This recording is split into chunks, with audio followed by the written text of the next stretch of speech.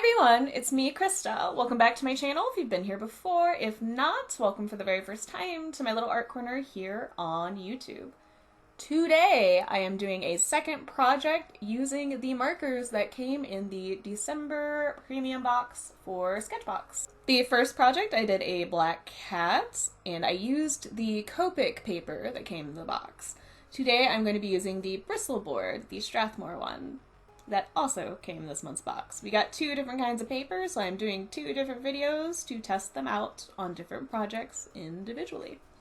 And I decided to do flowers for this one. I figured since they recommended that this palette is a floral palette, that I should do at least one drawing of flowers. I'm specifically drawing a couple of pansies. The reference photo I'm using is from Paint My Photo, which is pmp-art.com. And the photo I am using as my reference is named Mini Purple Pansy and is by AnideEdo? Or AnideEdo?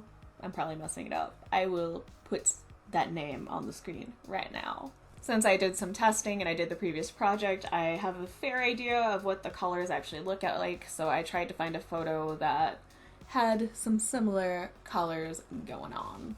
For the sketch, I just used a cheap Bic mechanical pencil, and at this point I am going in with the various markers. I'm just filling in the colors as I see them in the photos and exaggerating and blending out certain things. I'm using yellow not only in the little yellow section that would be on the flower, but I'm also mixing it in with the green on the leaves. These colors actually mix really well against each other to create shadows and whatnot, and that is because the one purple is definitely a red-based purple, and against the green, specifically the olive green, it makes a brown color. So far, the main difference I'm noticing using the Bristol board versus using the Copic paper that came in this box is that the markers seem to blend a little bit more easily for me on the Bristol board, but that could be a side effect of using it before. I've noticed the Copic paper kept every single little stroke I did, and blending was a little bit more difficult. I mostly noticed this difference with the backgrounds. When I started doing the background, I ended up stippling pretty much every single marker that came in here against each other and created a background that's very similar to picture day in school. It very much reminded me of that. You won't see that background yet, but by the end of this video, you'll know exactly what I'm talking about. I did use the chisel tip a little bit more than normal on the Copic markers and the Sketchbox exclusive, their brand of markers. Mostly because I'm drawing something small on an already small surface, and at least for me, using that very edge of the chisel tip is easier to control than the brush nib.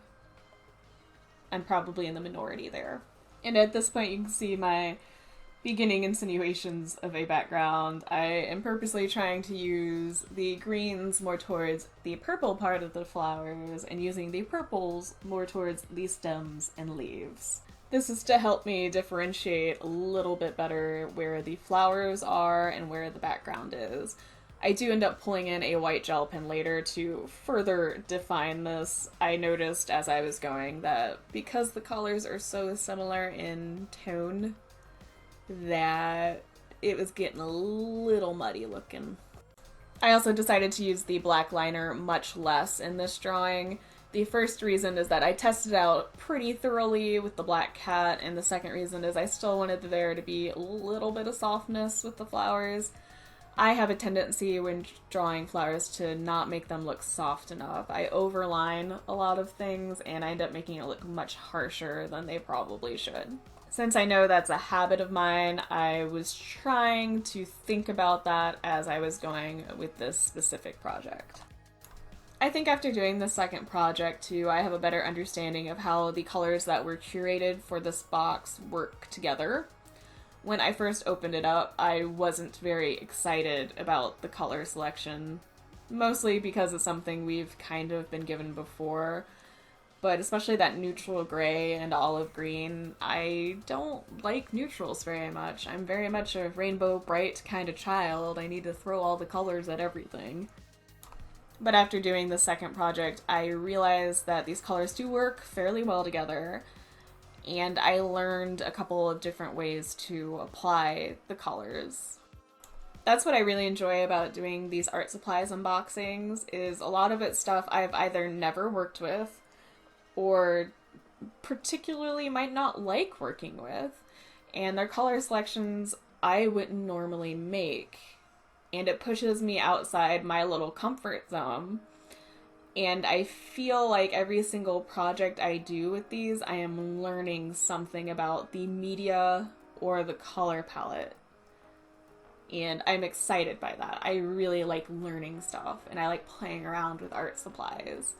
And this kind of makes me feel a little bit like a kid of, ooh, what did I get this month? Let's see what we can do. And I don't feel like every project is successful at all. In fact, I could probably find something wrong with every single drawing or painting I do, but that's beside the point. I feel like a lot of artists are like that. But even if I'm not particularly happy with something, I feel like every single project I learn something from it. And the more you learn and the more you reflect, the better you will become. It's how it is in art, it's how it is in life, right? Now back to the drawing. At this point I have a good little chunk of the background in, and you can definitely see what I'm talking about when I say it reminds me of picture day in school.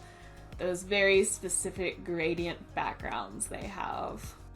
Or at least the ones that were very popular between the early 90s and early 2000s. For the background, I am literally just stippling all of the different colors around, and I'm doing it mostly while the ink is still wet. I wanted that natural effect of the ink bleeding into each other a little bit. I did notice with this paper it does take a second for the marker to dry, especially if you saturate the paper fairly well. Keep that in mind. My finger that I was using to hold the paper down with got a little sticky in certain parts, and I definitely got marker all over my hands, but that's a normal occurrence for me. I get marker, paint, everything all over my hands, arms, clothes, whatever.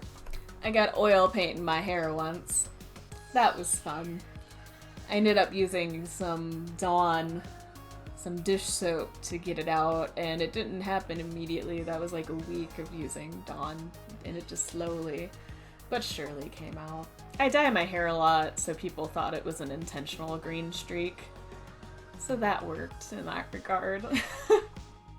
Again, back to the drawing. At this point, I have a good chunk of that background in, almost fully in.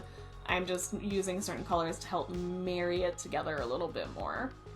I literally used every single color that came in this box in that background. At this point, I am using a white gel pen, I think it's a Sakura one, and outlining the flowers.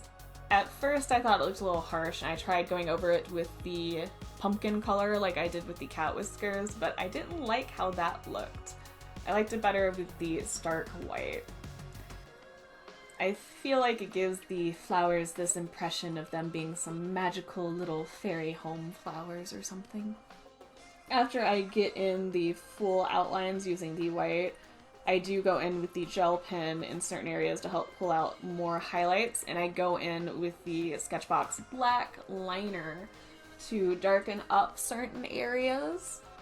Not necessarily line it with the black, but help add a layer of darkness, which helps the colors pop a little bit more.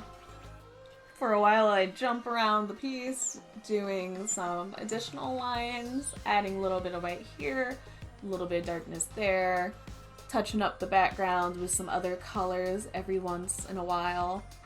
And because this is one of my drawings and I am using a white gel pen, I decided the background needed a bunch of small white dots. I decided this was necessary because of the white outline. I feel that it helps bring the white into the background more, which helps lessen the contrast a bit. What it does to me is it helps bring that white into the background, and it makes the whole piece feel more unified versus a cut and paste of flowers on a funky, tie-dye-y almost background. I think it helps add to this idea of the flowers being slightly magical, or it might just look like snow killing them. I'm not sure yet. I actually really like how this one turned out. I'm really surprised by how well the colors do work together. And as I said earlier in this video, I think doing the second project helped me understand these specific colors and these specific markers better and how they work together on a different level than I did when I just finished the cat drawing. And I still like the Strathmore bristle board much better than the Copic paper that came in this month's box. There's going to be a photo coming up here of what the back of this paper looks like. Since at the end of the last video of the cat drawing I showed how much the markers bled through the Copic paper, I wanted to show you the difference with the bristle board. There is a significant difference. There is much less marker bleed through on this bristle board than there was with the Copic paper. But the project is done, therefore this video is almost done. If you liked this video, please hit that like button. If you have any comments, questions, feelings, or concerns, please let me know in that comment section down below. If you want to see more videos like this, please feel free to subscribe. I want to take this moment to thank you so much for taking the time out of your busy day or night to watch this video and listen to me ramble about art stuff. I greatly appreciate it. I look forward to hearing from you guys soon, and you will definitely be hearing from me soon. Bye, everybody!